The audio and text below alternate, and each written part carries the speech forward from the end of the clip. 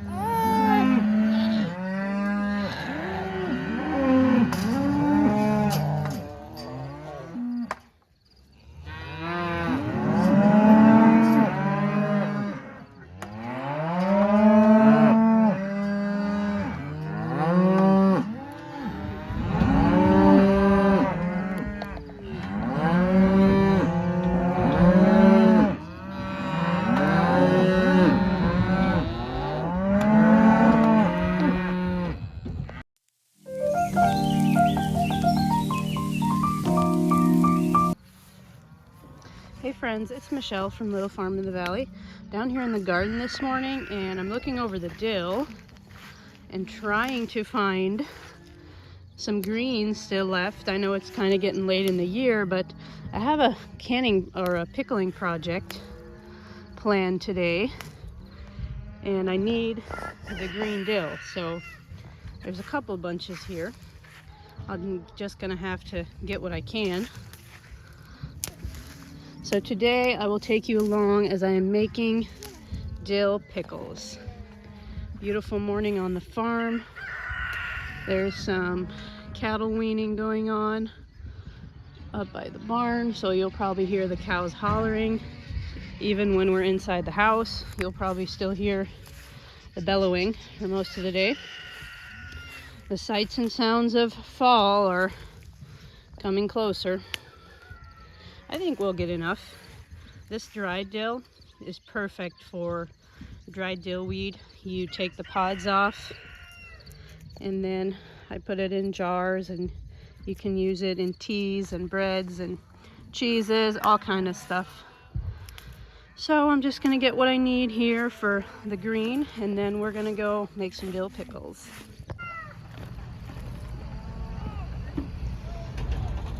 So the calves are on their way out.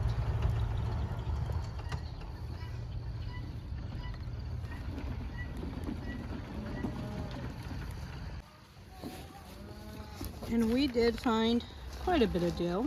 We'll have to make it enough. So we're gonna head up to the house and start our pickling project.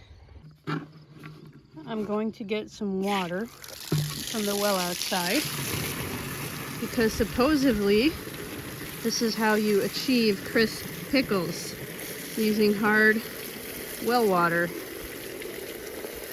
There's a little bit of sulfur in this water, so I'll probably have to put it through a sieve or something.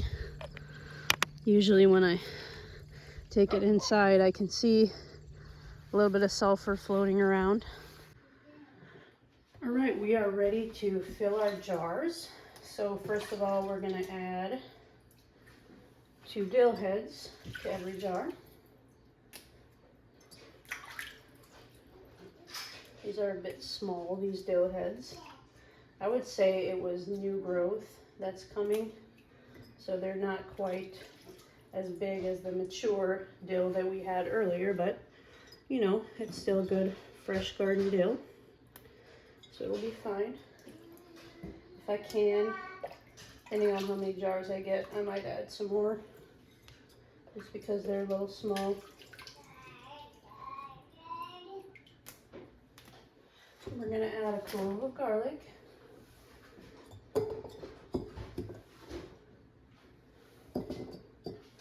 And I'm gonna add some horseradish.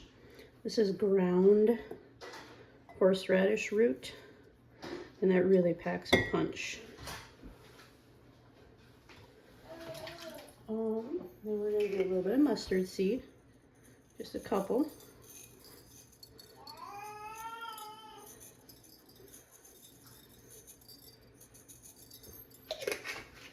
And then we're gonna do bay leaves.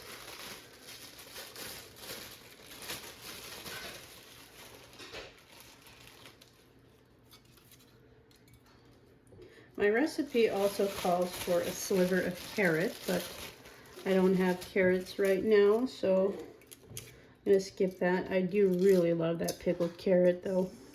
It's almost my favorite part of dill pickles. And then we're gonna do a dried chili pepper.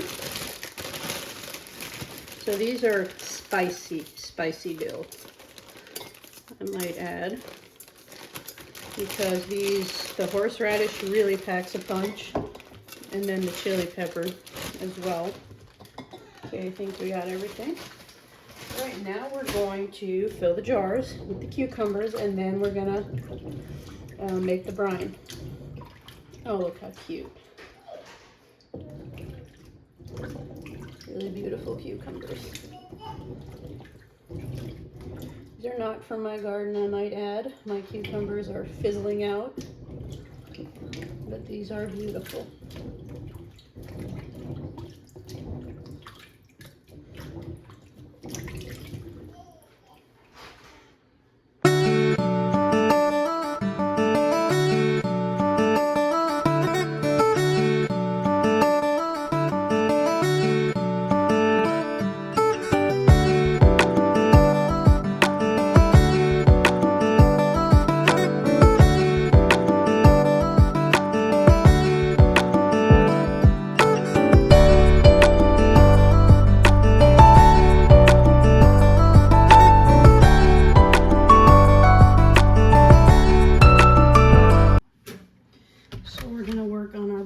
I need 4 cups of water, so I'm going to strain this well water through a very fine sieve just to make sure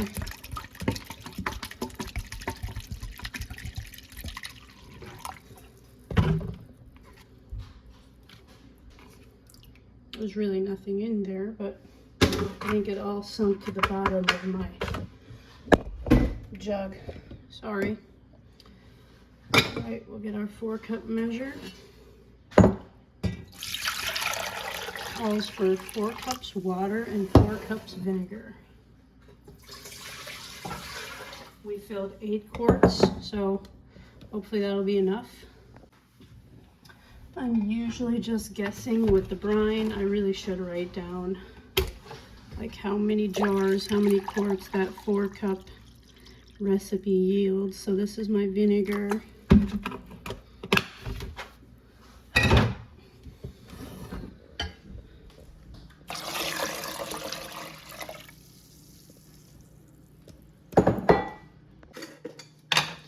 Now we're doing 2 tablespoons of turmeric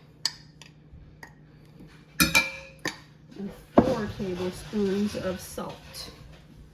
Canning salt or pickling salt. I use the Redmond real salt for pretty much everything, canning, cooking, whatever. All right, I'll get this turned on and we'll bring it to a boil. Stir it so those clumps of turmeric dissolve.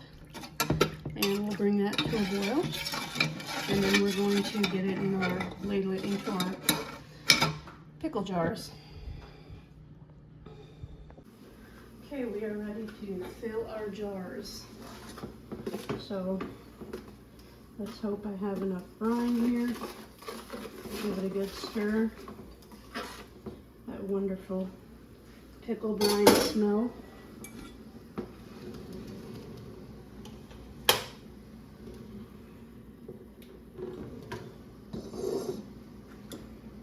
Nothing quite like the smell of making pickles. I need to get a rag so I don't drip over everything.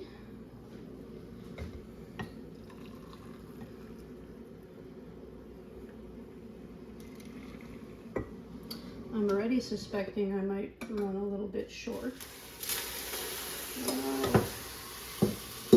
I'm gonna have have something to clean on the stove now. Yeah, I definitely don't think I have enough brine. I'll probably make another recipe just like it. With the 4 cups and the 4 cups water and the 4 cups vinegar. Well, I guess it depends on how many jars I have left.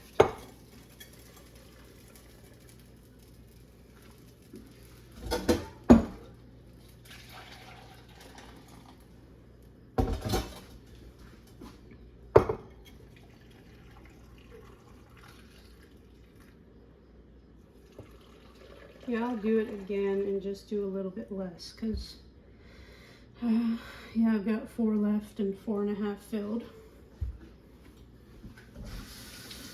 I really need to write down how much brine my recipe makes.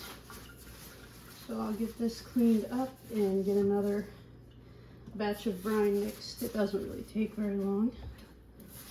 And by the time I'm done, our can will probably be boiling, so it'll be perfect.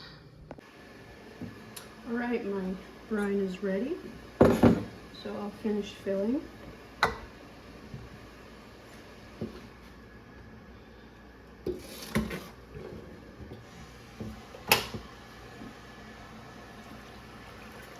I will write it on my recipe this time that 4 cup recipe only makes like 4 quarts. That'll be good information in the future.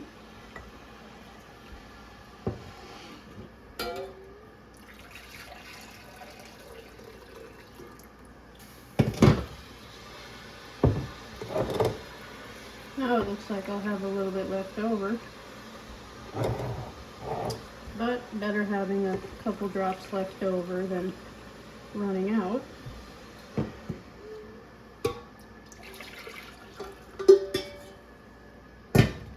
Right, let me get some lids on here. Got my lids back here, sanitizing, warm water. We'll wipe the rims, and with your fingertips make sure you're not feeling any cracks on the surface of the jar. Huh? Ouch, quite hot. Alright, we'll get rings on these and then get them in the canner.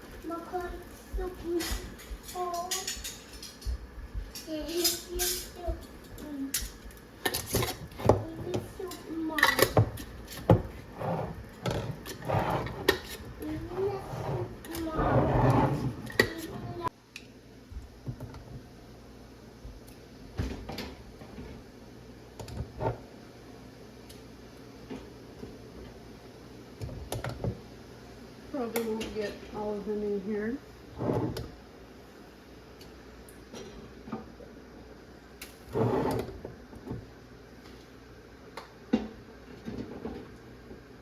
So when you're doing water bath canning, you want there to be some water over the top to make sure they seal. So we'll get the lid back on and set the timer for 15 minutes.